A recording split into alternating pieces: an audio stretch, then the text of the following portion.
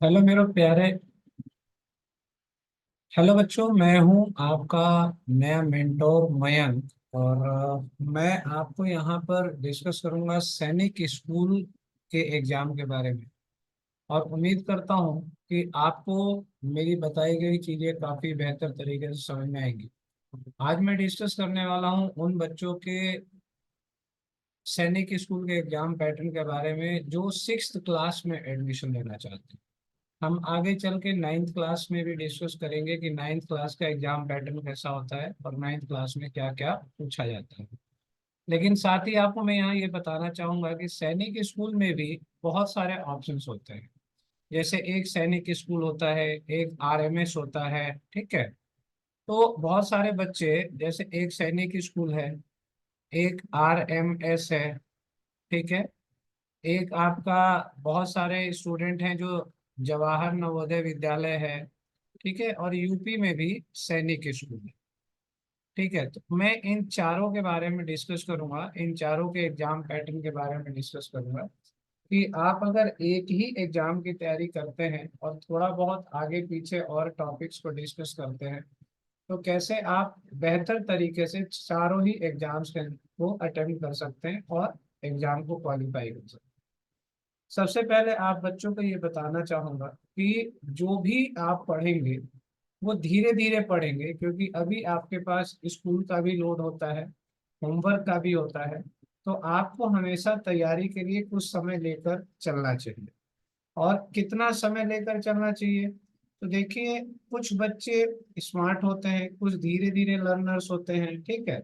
तो दोनों को ही अगर तैयारी करनी है तो मेरा ये मानना है कि साल भर पहले से तैयारी शुरू कर देनी चाहिए या 2 साल पहले से तैयारी शुरू कर देनी चाहिए। अगर आप 2 साल पहले से तैयारी शुरू करते हैं तो आपके पास समय रहता है और आप धीरे धीरे तैयारी को अप्रोच करके फिर अगले 1 साल में या नेक्स्ट 6 मंथ्स में आप इतने मॉडल पेपर्स और प्रैक्टिस लगा चुके होते हैं कि आपका जो कंसेप्ट है वो क्लियर हो चुका होता है और नंबर बढ़ चुका होता है। और इसमें भी आपको सबसे गहरी बात बताऊंगा कि कैसे और कितना स्कोर करना है और कितने पर आप नाम निकाल सकते हैं। क्वालिफाई करना और एग्जाम को निकालना दो अलग अलग चीजें होती हैं। तो एक क्वालिफाई कर लिए, एक एडमिशन मिल गया।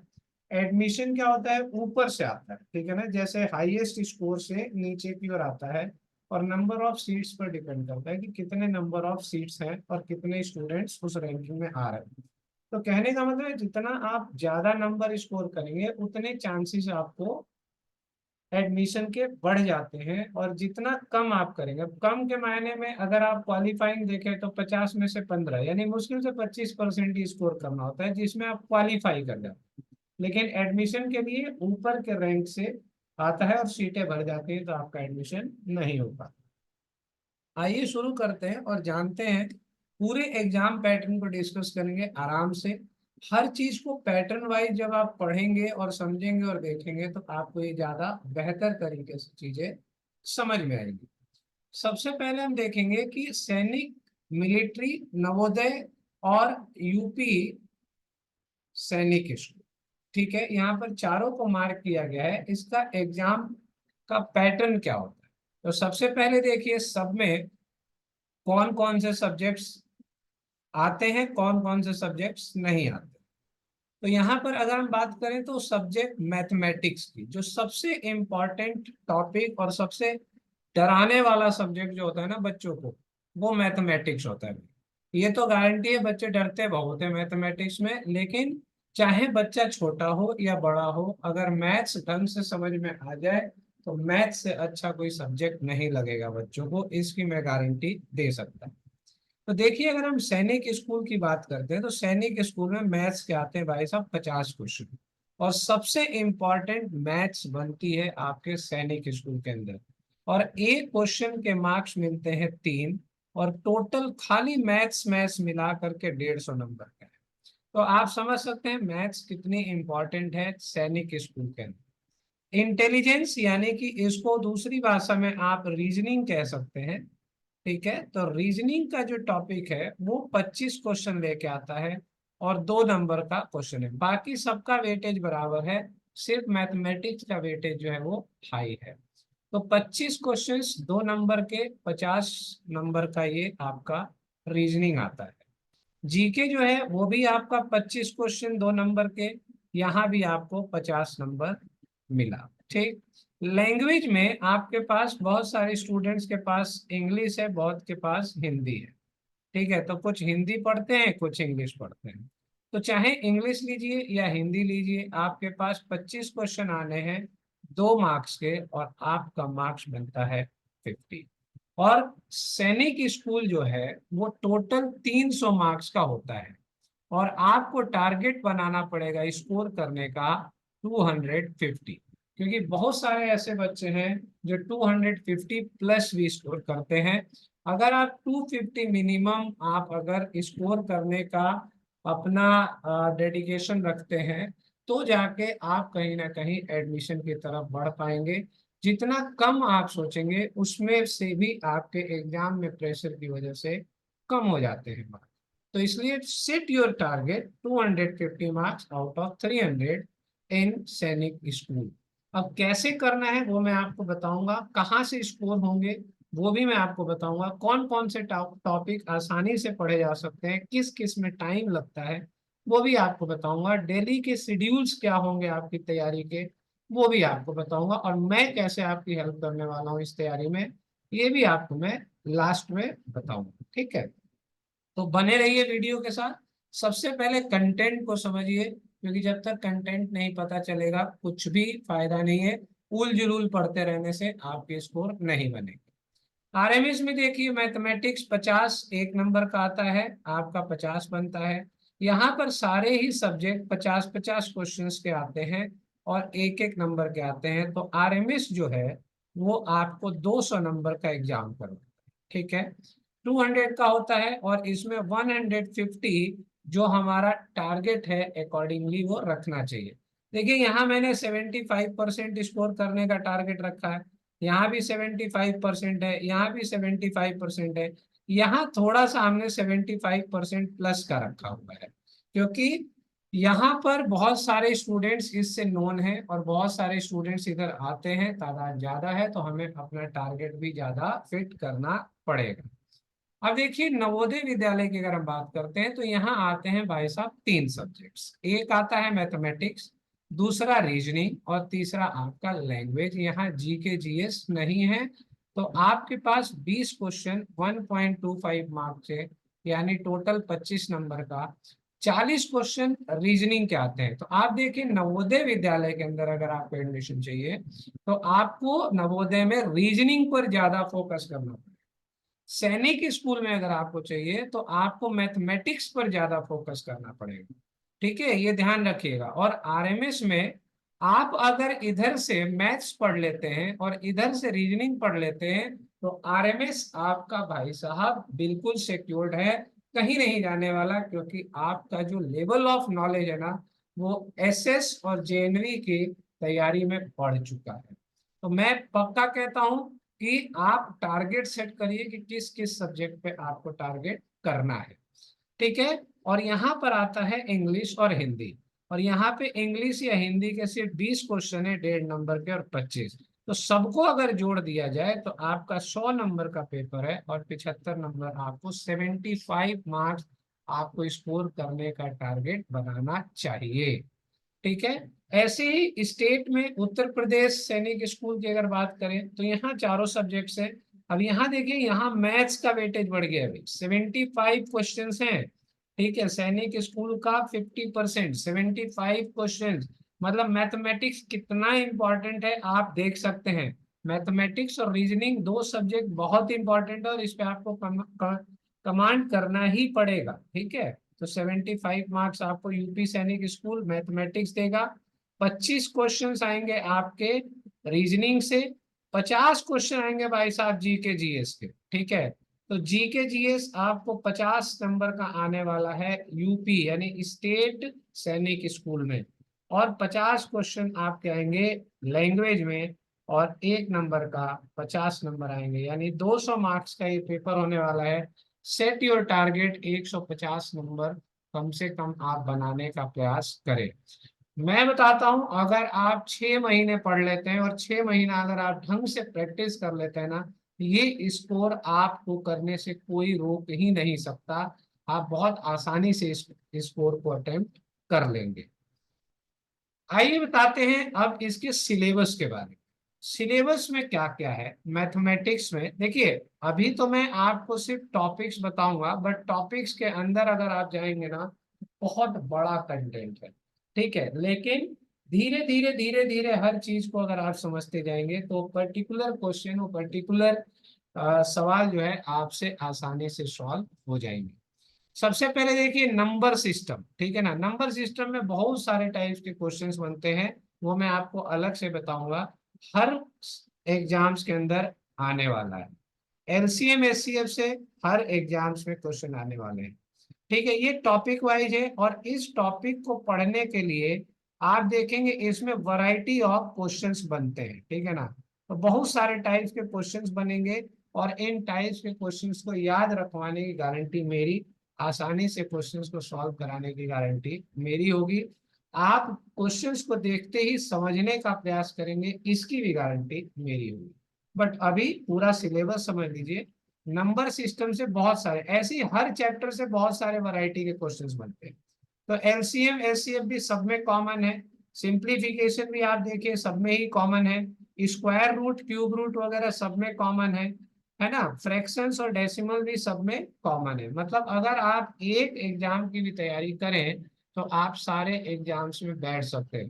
केवल ये मत सोच के बैठिए कि केवल एक एग्जाम है और आप एक ही एग्जाम देंगे और उसमें कैसे होगा। ठीक है, तो तैयारी ऐसे करिए कि सारे एग्जाम्स को अटेम्प्ट करें, कहीं ना कहीं आपको एडमिशन मिल जाए। रेशियो प्रोपोर्शन देखिए, अभी मैं जानता हूं आप लोग फोर्थ फिफ्थ तक के जो भी स्टूडेंट्स हैं उन्होंने ये सब चीजें पढ़ी हैं, बट बाय नेम इनको याद बहुत कम बच्चों को याद हो। ठीक है, बहुत सारे यहाँ पे मैथमेटिक्स के स्पेलिंग एरर कर दिया है इन्होंने। ठीक है, डबल एस लग गया। ठीक है, तो बहुत सारे स्टूडेंट्स को अभी नाम से चैप्टर याद नहीं होगा, लेकिन जब मैं आपको पढ़ाऊंगा तो आपको चैप्टर नाम से भी याद हो जाएगा। और नाम में किस तरह का क्वेश्चन है वो क्वेश्चन भी आप पता लगा लेंगे 10 क्वेश्चन के बीच में कि ये वाला क्वेश्चन किस चैप्टर का है। और जैसे ही आप पता लगा लेंगे ना, आपका क्वेश्चन बहुत जल्दी सॉल्व हो जाएगा। ऐसी परसेंटेज है, प्रॉफिट लॉस है, सिंपल इंटरेस्ट है, टाइम एंड वर्क एक ऐसा चैप्टर है जो एसएस में नहीं आता, यानी सैनिक स्कूल में नहीं आता है। बट जब आप प्रैक्टिस सेट्स वगैरह लगाते हैं तो उसमें आपको ये टॉपिक मिल जाता है, तो हम इसको पढ़ेंगे जरूर। ठीक है, बाकी जगह तो इसकी प्रेजेंस है, पढ़ेंगे जरूर। बहुत मजेदार चैप्टर है, इसको भी नहीं छोड़ेंगे। ठीक है, स्पीड डिस्टेंस टाइम भी लमसम हर जगह ही है। एरिया और पेरीमीटर, एरिया पेरीमीटर है आपके पास, वॉल्यूम है, एल्जेब्रिक बेसिक्स है, बेसिक लेवल का एल्जेब्रा है, कई बार ऐसे एसएस में नहीं आता है। ठीक है, एल्जेब्रिक सम सब्स्टिट्यूट है, ये भी कई बार इसमें नहीं दिखता है। ठीक है, एल्जेब्रिक कैलकुलेशंस भी हो सकते हैं। ठीक, तो ये छोटे छोटे लेवल के होते हैं, ये सब आप मिसलेनियस में डाल दीजिएगा। ठीक है, वहां से ये चीजें आपको पता चल जाएगी। तो मोस्टली आपको सारा ही टॉपिक पढ़ना है, कोई भी टॉपिक ऐसा नहीं है जिसको हमें स्किप करना है। ठीक है, जो मेन इंपॉर्टेंट टॉपिक्स हैं फर्स्ट से लेकर के फिफ्थ क्लास तक की पढ़ाई के, वो सारे टॉपिक्स को कवर करना ही पड़ेगा, और उनमें आने वाले हर तरह के सवालों को सीखना ही पड़ेगा, तैयार भी करना पड़ेगा। आइए देखते हैं यहाँ पर, अब हम बात करते हैं कि यहाँ ग्रामर कैसे आ गया, टॉपिक्स हो गए। ठीक है जी, तो यहाँ पर आप देखिए टॉपिक्स, आई थिंक इंग्लिश की स्लाइड, तो speed distance time area perimeter volume algebraic और ये, ठीक है ना। अगला आते हैं इंग्लिश के सिलेबस। इंग्लिश के सिलेबस में एंटोनिम्स, बहुत सारे कम बच्चों को भी पता होगा एंटोनिम्स क्या होते हैं। सिनोनिम्स जैसे समानार्थी होते हैं, एक ही शब्द का सेम मीनिंग वाला शब्द, उल्टा मीनिंग वाला शब्द। होमोनिम्स सुनाई एक जैसे देते हैं, मतलब अलग होता है, लिखे अलग जाते हैं, है ना, तो स्पेलिंग में अंतर होता है। करेक्ट स्पेलिंग भी एक टॉपिक आता है। ईडियम फ्रेज होता है, मुहावरे और लोकोक्तियां, थोड़ा वोकेबलरी का पोर्शन है, आपको थोड़ा थोड़ा रोज याद करना पड़ेगा। ठीक है, कुछ सेंटेंसेस के अंदर बातों बातों में हम इन चीजों को सीख लेंगे। तो ईडीएम फ्रेजेस लेकिन है बहुत इंटरेस्टिंग, इनको हमें याद रखना है। ग्रामर पोर्शन पे पहुंचते हैं। ग्रामर पोर्शन पे जब आते हैं तो यहाँ सबसे पहले आपको जानना है कि टाइप्स ऑफ सेंटेंसेस कितने होते हैं। जो भी आप लोग इंग्लिश में लिखते हैं ना, वो इंग्लिश, हमारा सब्जेक्ट इंग्लिश का होगा, हिंदी नहीं होगा, ठीक है, तो हम इंग्लिश पर काम करेंगे। तो इंग्लिश का जो सब्जेक्ट सेंटेंस आप पढ़ते हैं, वो सेंटेंस किस टाइप का आता है, उन सेंटेंसेस के नाम होते हैं। तो एग्जामिनर कोई सेंटेंस दे देगा आपको, और उस सेंटेंस का नाम आपसे पूछ लेगा कि इस सेंटेंस की ये कौन सा सेंटेंस है। इसीलिए आपको टाइप्स ऑफ सेंटेंसेस पढ़ना जरूरी है। यहाँ पर आप देख सकते हैं जेएनवी में नहीं आ रहा है ये सब, वहां पे अनसीन पैसेज आता है। ठीक है, नाउन से रिलेटेड क्वेश्चंस बनते हैं, प्रोनाउन से रिलेटेड क्वेश्चन बनते हैं, वर्ब यानी टेंस के फॉर्म से क्वेश्चंस बनते हैं, मॉडल से बनते हैं। अब ये क्वेश्चन कैसे बनते हैं, ये मैं आपको अगली बार ना, अगली वीडियो में मैं एक पेपर करवाऊंगा, ठीक है ना। वो पेपर से मैं निकाल के क्वेश्चंस आपको दिखाऊंगा कि मैथ्स के क्वेश्चन कैसे बनते हैं, इंग्लिश के कैसे बनते हैं, रीजनिंग के क्वेश्चंस कैसे बनते हैं। ठीक है, आर्टिकल्स कैसे पूछा जाता है एग्जाम्स के अंदर, की आर्टिकल्स का यूज क्या होता है। अभी आप बाय नेम आपको शायद नहीं पता हो, अगर स्टूडेंट्स मेरी वीडियो को देख रहे हैं तो बाय नेम शायद बहुत कम स्टूडेंट्स को ये टॉपिक्स पता होंगे, और इनको कैसे एग्जाम के अंदर पूछा जाता है ये ज्यादा महत्वपूर्ण है। इसको जान लेना महत्वपूर्ण नहीं, एग्जाम के अंदर इसको कैसे पूछा जाता है और हमें कैसे उस पर काम करना है, ये जानना हमारे लिए बहुत जरूरी है। पढ़ने से नहीं होगा कि आप पढ़ लिए सीख गए हो गया, एग्जाम में पूछने का पैटर्न क्या है ये ज्यादा इंपॉर्टेंट है। तो ऐसे ही प्रेपोजिशन है, ये सब ग्रामर के टॉपिक्स हैं। एडजेक्टिव से रिलेटेड क्वेश्चंस आते हैं, एडवर्ब से आते हैं, क्वेश्चन टैग इंटरजेक्शन से आते हैं, सेंटेंस अरेंजमेंट आते हैं। सेंटेंस अरेंजमेंट कह लीजिए या फिर वर्ड अरेंजमेंट कह दीजिए, जिसको हम लोग जंबल सेंटेंस कहते हैं। उसी तरीके से जंबल वर्ड्स होते हैं, जंबल सेंटेंस होते हैं, इससे भी रिलेटेड क्वेश्चंस आते हैं। अनसीन पैसेज भी हर जगह चांसेस होता है, लेकिन जेएनवी में ज्यादा से ज्यादा अनसीन पैसिव आता है। तो इसके अलावा भी लाइक मिसलेनियस पोर्शंस भी बहुत होते हैं, ठीक है। मिसलेनियस पोर्शंस भी होते हैं, वो हम धीरे धीरे टॉपिक्स जो महत्वपूर्ण इजीली अवेलेबल है प्रोस्पेक्टस में होता है, उसके आधार पर हम आपको बता रहे हैं। अगला है रीजनिंग का टॉपिक, ठीक है ना। रीजनिंग का टॉपिक और जनरल इंटेलिजेंस भी इसको कहते हैं। उसमें कोडिंग डिकोडिंग, नाम से फिर कह रहा हूं आपको नहीं समझ में आएगा, ठीक है। अब मैं आपको एक एग्जांपल बता देता हूं, देखिए जैसे किसी का नाम है शशि, ठीक है, शशि। तो अब एस को ABCD फॉर्म में मैं अगर लिखूं तो एस को टी लिख दूं, ए को बी लिख दूं, एस को फिर टी लिख दूं, फिर GHI को आई लिख दूं, और आई को मैं जे लिख दूं। तो वो कह रहा है कि देखो एस का टी हो गया, ए का बी हो गया, एस का टी हो गया, फिर एच का देखो आई हो गया, फिर आई का देखो जे हो गया। इसका मतलब क्या है कि जो नाम लिखा गया है, इस नाम के अगले अल्फाबेट का इस्तेमाल करके नाम दे दिया गया। ऐसे ही कोई एक और नाम दे देगा और कहेगा इसका कोड बनाओ, यही कोडिंग डिकोडिंग होता है। तो इसी के आधार पर, जिस आधार पर ये बना है, इसी के आधार पे हमको कोई नया शब्द का कोड बनाना पड़ता है। तो इसमें बहुत तरह के, बहुत वैरायटी के क्वेश्चंस होते हैं, हमें वो सारी वैरायटीज के क्वेश्चन सीखने होंगे। ऐसे ही सीरीज के क्वेश्चन होते हैं, सीरीज में अल्फाबेट पर भी होता है, नंबर पर भी होता है। जैसे नंबर पे मैं लिख दूं 2 4 6, और आपसे पूछूं यहाँ क्या आएगा, तो आपको पता है सब में 2 जुड़ रहा है, तो यहाँ पर भैया 8 आएगा। तो इस तरह की सीरीज होती है। अब सीरीज नंबर पर भी होती है, सीरीज अल्फाबेट पर भी होती है, तो ये सीरीज होती है, इसको सीरीज कहा जाता है। क्लासिफिकेशन में बहुत तरह के क्वेश्चंस आते हैं, ठीक है, वो आपको हम बताएंगे। अलग अलग टाइप्स के क्वेश्चंस बनाए जाते हैं। एनालॉजी भी सेम पैटर्न में आता है। मैथमेटिकल ऑपरेशन को हम सिंप्लीफिकेशन कहते हैं, है ना, सिंप्लीफिकेशन। अब यहाँ पे आपको मैथ्स की एक इक्वेशन दी होती है, उसको सॉल्व करना होता है, कुछ उसके अंदर बदलाव करवाता है, और उस बदलाव के आधार पर ही आप उस क्वेश्चन को करते हैं। ऑर्डर एंड रैंकिंग, है ना, जैसे ABCD, अगर सी को डी के पास भेज दिया जाए, डी को बी के पास भेज दिया जाए, तो या इधर से कुछ लोग जुड़ जाएं, इधर से कुछ लोग हट जाएं, तो कितने लोग हैं, किसके बीच में कौन आता है, ये सब ऑर्डर एंड रैंकिंग में आता है। चैप्टर के नाम से मैं फिर रिपीट कर रहा हूँ, बहुत लोगों को नहीं पता होगा चैप्टर के नाम से, तो हमें चैप्टर्स को करना पड़ेगा। मैं यहाँ पर आपको सारे चैप्टर्स पढ़ाऊंगा, मुझे कोई इच्छा नहीं है, ठीक है, आप लोगों से किसी भी अमाउंट की।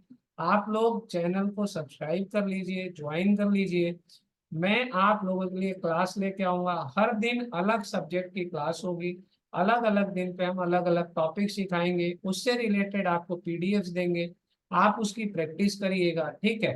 तो आप सारे नन्हे मुन्नों के लिए भैया अपने पास ये एक अच्छा ऑप्शन है, ठीक है। बाकी हम इस फील्ड में इसलिए आ रहे हैं क्योंकि जब हम बड़े बच्चों को पढ़ाते हैं, ठीक है, हम बड़े बच्चे मतलब जब हम 10th pass out, 12th pass out या ग्रेजुएट्स को सरकारी नौकरी की तैयारी के लिए पढ़ाते हैं, तो वहां हम देखते हैं कि बच्चों के अंदर बहुत सारी कमियां हैं। तो मैं नहीं चाहता कि आप वहां पर आगे भविष्य में आप जब आए तो आप इन सब चीजों से वंचित रहें। तो मैं चाहता हूं कि आप लोग यहाँ से सीखें, आराम आराम से सीखें, एक एक चीज सीखें, ताकि आगे चल के आपको सिर्फ एग्जाम देना रह जाए, पढ़ने की जरूरत ना पड़े। तो फिलहाल आप यहाँ पर सारे टॉपिक्स कवर करेंगे। डेली मैं आपको एक शेड्यूल दे दूंगा क्लास का, उस शेड्यूल पे हम मिलेंगे, आपको उस शेड्यूल पे क्लास डालेंगे और आपको वो क्लास पढ़नी है, और फिर उसकी पीडीएफ हमारी डाउनलोड करने के बाद आपको उसकी प्रैक्टिस लगानी है। हम आपको एक ग्रुप शेयर करेंगे, अगर किसी भी तरह का आपको प्रॉब्लम आता है तो उस प्रॉब्लम को रिजॉल्व करने के लिए, उस क्वेश्चंस को रिजॉल्व करने के लिए आप उसको ग्रुप में शेयर करिए। हम अगली वीडियो या अगली क्लास के अंदर उसको, आपकी प्रॉब्लम को डिस्कस कर देंगे। तो पूरी सुविधा देने वाला हूँ भाई, आप जितने भी नन्हे मुन्ने हैं जो 6th क्लास पढ़ में किसी भी सैनिक स्कूल की तैयारी करना चाहते हैं, उसका एग्जाम देना चाहते हैं, बिल्कुल फ्री यहाँ पे पढ़िए, कोई दिक्कत नहीं है, कोई पेमेंट करने की जरूरत नहीं है। बस रेगुलर रहिए, कनेक्टेड रहिए, पढ़ते रहिए, सफल तो होना निश्चित है। आइए आगे बढ़ते हैं। ब्लड रिलेशन, रिश्ते आप जानते होंगे ब्लड रिलेशन क्या होता है। जैसे मम्मी की बहन आपकी क्या लगती है, मम्मी की बहन के हस्बैंड आपके क्या लगते हैं, मम्मी की बहन का बेटा आपका क्या लगता है, आपके पापा के पिताजी आपके क्या लगते हैं। तो ये ब्लड रिलेशन है ना, कहीं है कहीं नहीं है। तो ये इस तरीके के क्वेश्चन आते हैं। डायरेक्शन का भी क्वेश्चन कई जगह है कई जगह नहीं है, ये एग्जामिनर के ऊपर डिपेंड करता है कि किस में डालना है। लेकिन बेसिक लेवल के क्वेश्चंस होते हैं, कहीं ना कहीं किसी न किसी एग्जाम में आपसे पूछ ही देते हैं। पेपर कटिंग, पेपर को काटना है, उसमें छेद करना है, खोलना है, उसमें बताना है काट करके वो क्या बनेगा। तो इस तरह के होते हैं। नॉन वर्बल होते हैं, नॉन वर्बल में बहुत सारे टाइप के क्वेश्चंस आ जाते हैं, उन पर डिस्कस करेंगे। जैसे अगर मैं कहूँ ऑड वन आउट भी कई जगह दिखता है, आपके से अगर मैं पूछूं कि अगर ए बी सी और डी, ये 4 अल्फाबेट है, अगर मैं आपसे पूछूं कि इसमें कौन सा ऑड वन आउट है, कौन सा भिन्न है, तो आप क्या बताएंगे, भैया इसमें ए ऑड वन आउट है। ए क्यों ऑड वन आउट है, क्योंकि ये वॉवेल है और ये तीनों कॉन्सोनेंट्स है, ये तीनों कॉन्सोनेंट है। तो ऐसे ही आपको बताना होता है कि ऑड वन आउट, चाहे वो अल्फाबेट पर हो, चाहे वो नाम पर हो, चाहे वो संख्या पर हो, किसी पर भी हो, ये आपसे पूछा जा सकता है। एम्बेडेड फिगर यहाँ नहीं आता है, इसमें ढूंढने वाला होता है। आप जैसे कोई आपको एक ऐसा ट्रायंगल दे दिया गया, ऐसे 4 ऑप्शन दे देंगे, उन 4 ऑप्शंस में आपसे पूछा जाएगा ये वाला डायग्राम जो है किसमें है, तो आपको जिसमें मिले उसमें आपको टिक लगा देना है। तो ये एम्बेडेड फिगर के क्वेश्चंस होते हैं। अब आते हैं हम जीके के टॉपिक पे। देखिए जीके बहुत इंपॉर्टेंट है, और जीके एक ऐसा सब्जेक्ट है जो आपको हमेशा पढ़ते रहना चाहिए, ठीक है, क्योंकि इसका कोई लिमिट नहीं है, इसका कोई सिलेबस नहीं है, ये कोई कहेगा नहीं, ये फैक्ट है कि इसका कोई सिलेबस नहीं है, लेकिन कंटेंट है, टॉपिक्स है। अगर टॉपिक्स आपको मिल जाता है ना, तो आप, हम जैसे आपको 2 घंटा पढ़ा रहे हैं, आप 1 घंटा प्रैक्टिस कर रहे हैं, लेकिन 1 घंटा डेली आपको जीके का कोई एक टॉपिक पढ़ना चाहिए। और ये जिम्मेदारी पेरेंट्स की भी होनी चाहिए भाई। हम हर पेरेंट्स से यही कहना चाहेंगे कि आप लोग अपने बच्चों को जीके के टॉपिक्स हमेशा पढ़ाते रहें, डेली पढ़ाते रहें। भले बच्चों को 10 या 20 क्वेश्चंस दें, 10 या 20 क्वेश्चंस दें, लेकिन इन टॉपिक से हम लोग आपको पीडीएफ देंगे, हम यहाँ पढ़ा देंगे। इसके बाद की जिम्मेदारी पेरेंट्स की हो जाती है। बच्चे पढ़ रहे हैं, नहीं बच्चे पढ़ रहे हैं, छोटे बच्चे हैं, अभी इनको टाइम लगता है, इनको जब सबसे ज्यादा इंटरेस्ट रहता है भागो खेलो कूदो निकलो, है ना। तो आपको पेरेंट्स को ये रिस्पॉन्सिबिलिटी निभानी पड़ेगी कि आप बच्चों को डेली 10-20 क्वेश्चंस दें, टॉपिक्स डिसाइड कर लें, उसमें से क्वेश्चन दें, उनको याद करवाएं और उनसे पूछे भी। क्यों? क्योंकि जीके की कोई लिमिटेशंस नहीं है। एग्जामिनर कब क्या जीके में पूछेगा ये किसी को नहीं पता है, सिर्फ टॉपिक्स के अलावा कुछ पता नहीं होता है। तो जैसे इंपॉर्टेंट डेज और डेट्स होते हैं, ये आपको हम देंगे, सिखाएंगे, पढ़ाएंगे। जहाँ ट्रिक्स होंगे वहाँ ट्रिक्स भी सिखाएंगे। इन्वेंशंस और डिवाइसेस हैं, क्लासिकल डांसेस है, और ये तो आपको अभी से पढ़ाना चाहिए।